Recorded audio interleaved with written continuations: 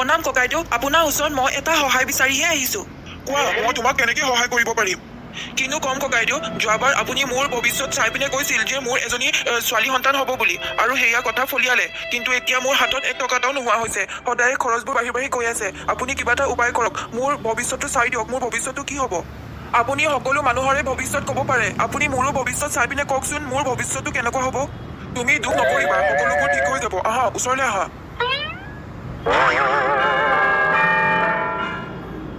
তুমি আজিকালি বহুত মদ খাব লৈছা, সেইকাৰণে তোমাৰ টকা পইচা বহুত খৰচ হৈছে। তোমাৰ ভৱিষ্যতত কোৱা হৈছে যে তুমি যদি মদ খোৱা একেবাৰে বন্ধ কৰি দিয়া এতিয়াৰ পৰা, তেনেহ'লে তোমাৰ ভৱিষ্যত বহুত ধুনীয়া হ'ব, উজ্জ্বল হ'ব। আপুনি ঠিকে কৈছে। মই সঁচাকৈ আজিকালি বহুত মদ খাব লৈছোঁ। সেইকাৰণে মোৰ টকা পইচা বহুত খৰচ হৈছে, হাততো টকা পইচা নথকা হৈছে। মই আজিৰ পৰা মদ খোৱা একেবাৰে বন্ধ কৰি দিম।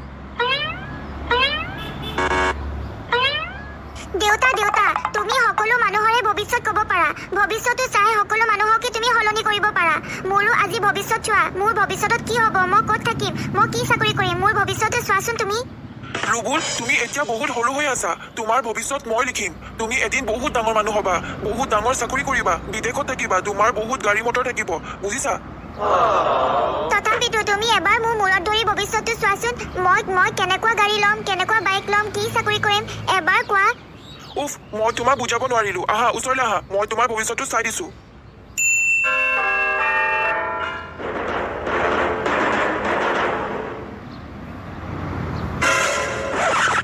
দেউতা, তোমাৰ কি হ'ল? তুমি হঠাতে এনেকুৱা কৰিছা যে?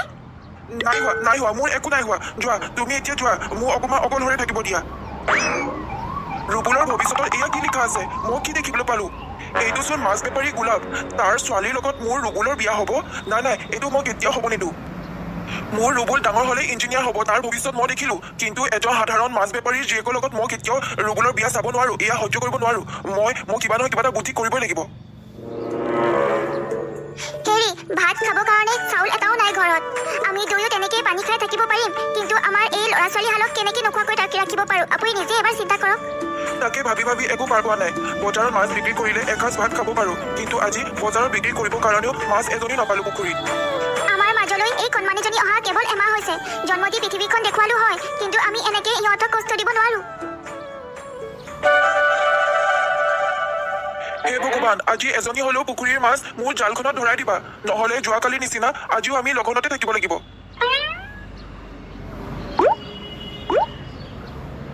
উফ, ৰক্ষা, আজি মাছ এজনী পালোঁ। এতিয়া এজনীকে বজাৰত বিক্ৰী কৰি দিম, তাৰ পিছত ঘৰত ভাত খাবৰ কাৰণে চাউল কিনিব পাৰিম। অ' ককাইদেউ, আহক। গোলাপ, তই যে এজনী মাছ লৈ ৰখি আছ, তোৰ বাকী মাছবোৰ বিক্ৰী হৈ গ'ল নেকি? নাই অ' ককাইদেউ, আজি কেৱল এজনী মাছহে পালোঁ পুখুৰীত, সেইকাৰণে এজনী মাছ লৈয়ে ইয়াত বহি আছোঁ। এতিয়া আহিছোঁহে মই। অ', তোৰ চাগে ঘৰ সংসাৰ চলাবলৈও বহুত কষ্ট হয় চাগে ন? মোৰ দুটাকৈ সন্তান, ল'ৰা আৰু ছোৱালী। মাছ বিক্ৰী কৰিলে খাবলৈ পাওঁ, মাছ বিক্ৰী নকৰিলে আমি খাবলৈ নাপাওঁ। ল'ৰা ছোৱালীহালক কষ্ট দিলে আমাৰ বহুত দুখ লাগিব, বহুত পাপ লাগিব। আমাৰ সঁচাকৈ বহুত দুখ, আমাক সহায় কৰা মানুহো নাই কোনো। তোৰ কথাবোৰ শুনি মোৰ বহুত দুখ লাগিল। মই তোক সহায় কৰিম। মোৰ বহুত টকা পইচা আছে, আৰু মোৰ ল'ৰাই সন্তান এটাও আছে, কিন্তু ছোৱালী নাই। মই ভাবিছোঁ আজিৰ পৰা তোৰ ছোৱালীজনী মোৰ ছোৱালী হিচাপে মই ৰাখিম, মোৰ লগত ৰাখিম, ভালকৈ পঢ়াম তাইক। তই যদি বিচাৰ, তই মোক দিব পাৰ তোৰ ছোৱালীজনীক। ক, তোৰ কিবা আপত্তি আছে নেকি? তোৰ ছোৱালীজনী মোক দিব পাৰিবিনে? মই ভালকৈ পঢ়াম, তই চিন্তাই নকৰিবি। আপুনি যে বহুত ডাঙৰ এটা সহায় কৰিব ওলাইছে। আপুনি মোৰ ওচৰত কিবা ভগৱান হৈ থিয় দেখা দিছে। মোৰ ছোৱালীজনী মোৰ লগত যদি ৰাখোঁ, তাই এদিন নোখোৱাকৈ মৰি থাকিব। সেইকাৰণে মই আপোনাকে দি দিম ছোৱালীজনীক। আপোনাৰ ওচৰত অন্ততঃ ভালকৈ এসাঁজ ভাত খাব পাৰিব, ভালকৈ থাকিব পাৰিব। ককাইদেউ, মোৰ ছোৱালীজনীক আপুনি সদায় নিজৰ বুলি ভাবিব, বহুত মৰম কৰিব। আমাৰ ওচৰত আজি টকা পইচা নাই বাবে আমি আমাৰ সন্তানক আপোনাক দিবলগীয়া হ'ল। আপোনাৰ ওচৰত সদায় তাই ভালকৈ থাকিব, মই বিশ্বাস কৰোঁ। চিন্তা নকৰিবা তোমালোক, মই তোমালোকৰ সন্তানক সদায় ভালকৈ ৰাখিম। মই এই ছোৱালীজনীৰ লগত মোৰ ল'ৰাৰ বিয়া কেতিয়াও মই চাব নোৱাৰোঁ। ল'ৰাৰ মোৰ ভৱিষ্যত একেবাৰে মই সলনি কৰি দিম। মোক কি ভাবিছে? এতিয়া এজনীচোন মৰি থাকিব, আৰু তেতিয়া কেনেকৈ মোৰ ল'ৰাই এজনীক বিয়া পাতিব পাৰিব? মই ভৱিষ্যত সলনি কৰিব পাৰিলোঁ আজি।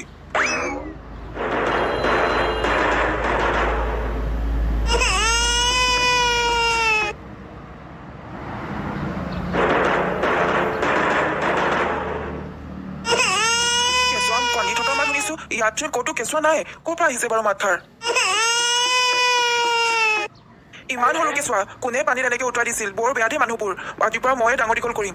মোৰো কোনো নাই, আজিৰ পৰা মই মোৰ ছোৱালী হিচাপে মই ৰাখিম।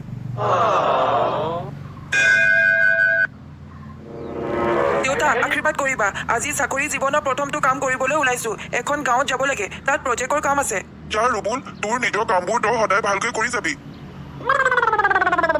ল'ৰাটো চাওঁতে চাওঁতে যে ইমান ডাঙৰ হ'ল ভাবিয়ে নাপালো আজি তাৰ ভৱিষ্যতত লিখা আছিল সি ইঞ্জিনিয়াৰ হ'ব বুলি আজি সি ইঞ্জিনিয়াৰ হ'ল আৰু এতিয়া সি জীৱনৰ প্ৰথমটা কাম কৰিবলৈ গৈছে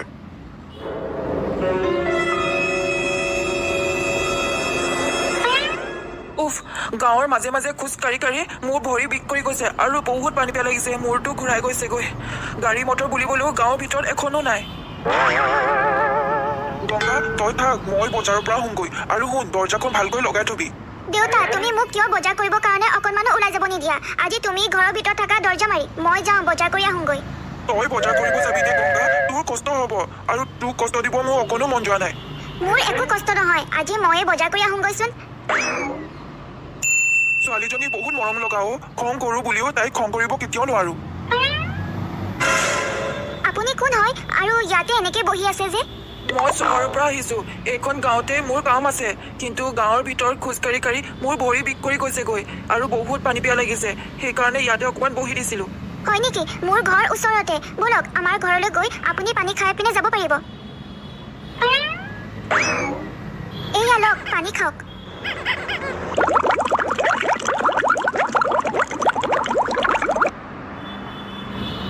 পানী অকণ দিয়াৰ বাবে বহুত ধন্যবাদ তোমাৰ কি নাম ভাইটি মোৰ নাম ৰুবুল এইখন গাঁৱতে মোৰ কাম আছে সেইকাৰণে মই এইখন গাঁৱতে দুদিনমান থাকিব লাগিব আপোনালোকক লগ পাই বহুত ভাল লাগিল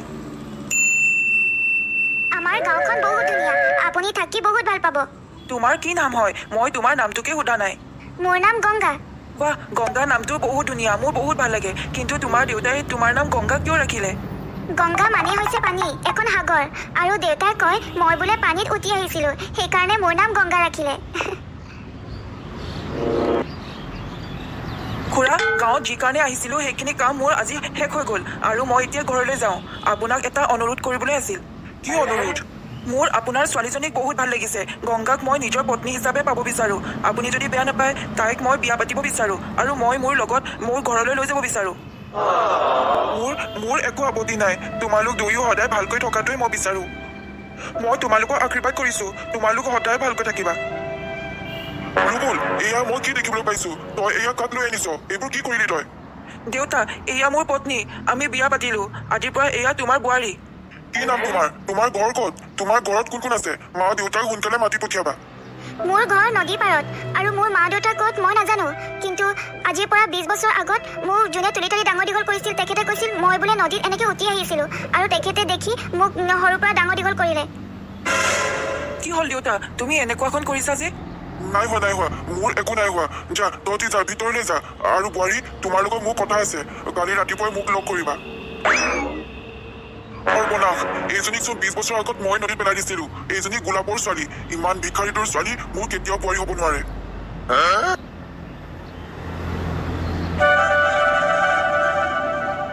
দেউতা কওক আপুনি মোৰ লগত কি কথা পাতিব বিচাৰে শুনা তুমি মোৰ ল'ৰা ৰুবুলৰ জীৱনৰ পৰা একেবাৰে আঁতৰি যোৱা কাৰণ মই তোমাক বোৱাৰী হিচাপে কেতিয়াও চাব নিবিচাৰো কিন্তু কিয় মই নোৱাৰো মই ৰুবুলক এৰিব নোৱাৰো তেনেহ'লে যোৱা তোমালোক ভালকৈ সেইখন ঘৰত থাকাগৈ কিন্তু তুমি থাকিলে সেইখন ঘৰলৈ কেতিয়াও নাযাওঁ কেতিয়াও নাথাকো সেইখন ঘৰত ঠিক আছে নাথাকো মই সেইখন ঘৰত আপোনালোক ভালকৈ থাকিব মোৰ কাৰণে আপুনি শাস্তি খাব নালাগে কিন্তু মই ৰুবুলক মাজে সময়ে লগ কৰিম এই আঙুঠিটো ভালকৈ তুমি চাই লোৱা সদায় ৰুবুলক লগ কৰিব পাৰিবা এয়া কেনেকৈ সম্ভৱ হ'ব পানীৰ তলত আঙুঠিটো গুচি গ'ল আৰু মই কেনেকৈ বিচাৰিম নাই আপোনালোকে ভালকৈ থাকক মই আৰু কেতিয়াও ৰুবুলক লগ নকৰোঁ মই আপোনালোকৰ জীৱনৰ পৰা আঁতৰি যাম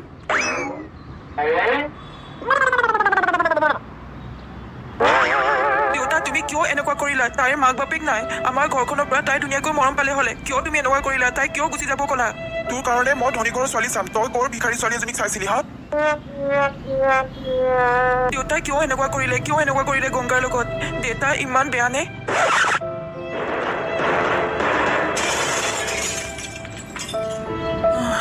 দেউতা ৰুবুল তোৰ এয়া কি হ'ল তোৰ দেউতা তুমি মোৰ এক আশাটো পূৰ কৰিব পাৰিবানে কি ৰুবুল ক তোৰ প্ৰতিটো আশাই মই পূৰ কৰিম ক মোৰ আৰু বেছি সময় নাই তুমি গংগাক বিচাৰি আনাগৈ আৰু তাইক তুমি বোৱাৰী নহয় তাইক তুমি ছোৱালী হিচাপে ৰাখিবা সদায় মৰম কৰিবা তাইক নিজৰ ছোৱালী হিচাপে এইবোৰ সকলো মোক মোৰ কাৰণে হৈছে, মোৰ কাৰণে। এতিয়া মই গংগাক ক'ত বিচাৰি যাম?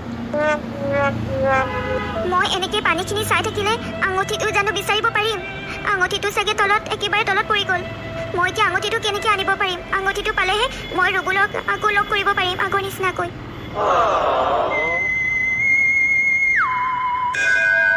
আপুনি কোন হয়? মই হৈছোঁ জলকুঁৱৰী। কোৱা, তুমি কি বিপদত পৰি ইয়াত কান্দি আছা? মোৰ শহুৰ দেউতাই এটা আঙুঠি বিচাৰিব কৈছে আৰু সেই আঙুঠিটো নদীত পেলাই দিছিল তেখেতে। আৰু মই এতিয়া কেনেকৈ নদীৰ মাজৰ পৰা এই আঙুঠিটো বিচাৰিব পাৰোঁ? তুমি দুখ নকৰিবা, মই তোমাক সহায় কৰিম। এইটো লোৱা আঙুঠি। আপোনালৈ বহুত বহুত ধন্যবাদ। আজি এই আঙুঠিটোৰ কাৰণে মই বহুত কান্দিছিলোঁ। এতিয়া মোৰ ওচৰত আঙুঠিটো আছে। মই এতিয়া এই আঙুঠিটো শহুৰ দেউতাক দি দিম। তাৰপিছত মই ৰুবুলক লগ কৰিব পাৰিম আগৰ নিচিনাকৈ। দেউতা, আপুনি নদীত পেলাই দিয়া সেই আঙুঠিটো মই বিচাৰি পালোঁ। এয়া চাওক, এতিয়া মই ৰুবুলক লগ কৰিব পাৰিমনে? গংগা, মই তোমাক বহুততে বিচাৰিলো, বহুততে, কিন্তু তোমাক ক'তো মই ৰাস্তাই ঘাটে ক'তো বিচাৰি নাপালো। কিন্তু কিয়? আপুনিয়েচোন কৈছিলে এইখন ঘৰৰ পৰা আঁতৰি যাবৰ কাৰণে। সেইকাৰণে মই সদায় নদীৰ ওচৰতে আছিলোঁ। কিনো ক'ম তোমাক, তুমি যেতিয়া গুচি গ'লা তাৰ পিছদিনাখনেই ৰুবুলৰ মৃত্যু হ'ল। ৰুবুল এইখন পৃথিৱীত নাই। ৰুবুলৰ এক্সিডেণ্ট হৈছিল আৰু সি এতিয়া নাই, আমাৰ মাজত নাই ৰুবুল। গংগা, তুমি আজিৰ পৰা ইয়াতে থাকিবা। তুমি ক'তো ঘূৰি ফুৰিব নালাগে, এইখন ঘৰতে থাকিবা, ছোৱালী হিচাপে, বোৱাৰী হিচাপে নহয়।